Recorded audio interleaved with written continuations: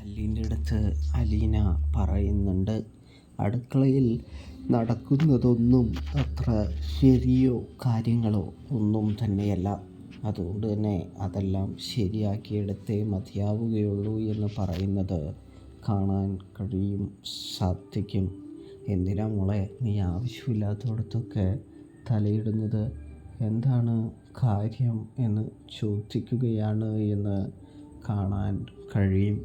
ഇതേ സമയമാണെങ്കിൽ ആവശ്യമില്ലാത്ത സ്ഥലമല്ല, പപ്പയെ അവർ രണ്ടുപേരും കൂടി ചേർന്ന് വിഡ്ഢിയാക്കുകയാണ്. അതാണ് ഞാൻ പൊളിക്കാനായിട്ട് ശ്രമിക്കുന്നത് എന്ന് പറയുന്നു. എല്ലാവരും അവരവരുടെ ഇഷ്ടത്തിനാണ് ജോലി ചെയ്യുന്നത്.